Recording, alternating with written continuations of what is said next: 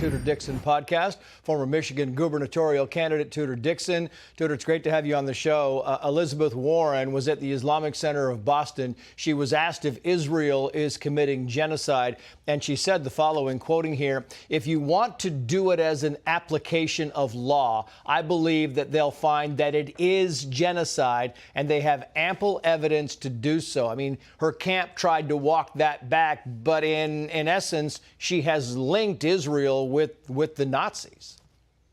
Right. Imagine if a elected official came out and said this after 9/11, or if another country came out and said this after 9/11, that America was committing genocide. This is absolutely insane that she would go against our only ally in the Middle East and say this at this time. And you know what? I have not heard Liz Warren stand up and talk about the American hostages. I haven't heard her speak about the hostages coming home. This is outrageous to think that not only were this many people killed on October 7th, but then they took hostages and American hostages, and the Democrats don't seem to care one bit about those people.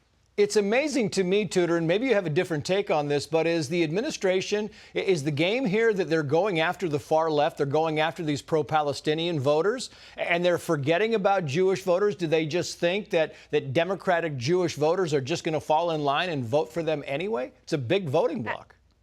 I don't think it's even just Jewish Democrats. I think there are many Democrats in general who say, wait a minute, you don't turn your back on an ally. Yes, I think they are chasing after a small group and turning their backs on the rest of their constituents, but turning their backs on their ally and turning their backs on America. Because you just talked about this threat from Iran. If Iran goes over and does this in Israel, do you think that they're going to stop at the United States? We just heard Director Christopher Wray, the FBI director, come out and say that he's never seen us in this kind of danger. There's never been this many red flags. And yet Joe Biden is putting us at greater risk because he's concerned about a few votes. Yeah, it's amazing. I want to play this sound. This is a Palestinian-American law student, Cal Berkeley. She is refusing to leave a graduation ceremony at the law dean, the dean of the law school's house, and they had this kind of back and forth. Watch.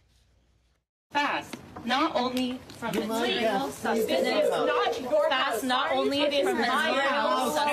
We have attorneys.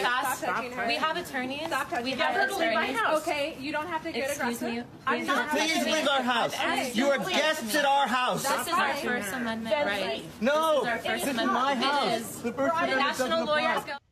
Yeah, I mean, and the dean of the law school, Erwin Chemerinsky, is a left-wing scholar, and yet they're still protesting. Right, and they're seeing now what the effects of telling students you can speak up and you can say these things and you can trash other people, and there's no recourse, there's no problem because of free speech. Well, guess what? You don't get to stay in someone's home and trash them. They can still say you have to leave. And you can't just say anything and expect no repercussions. You have to consider what you're saying and to whom you're saying it. But this is the state of our students today at some of our strongest and our most powerful universities, some of our greatest universities in the United States of America. We have students that are acting like this. But let's go back to what you said earlier about Joe Biden.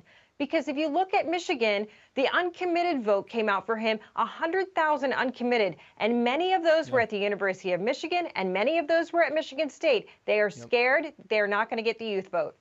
Yeah, exactly right. We have emboldened a lot of young people to say and do whatever they want, and sometimes it is detrimental. Tudor Dixon, it's great to have you on the show as always. Thank you. Thank you.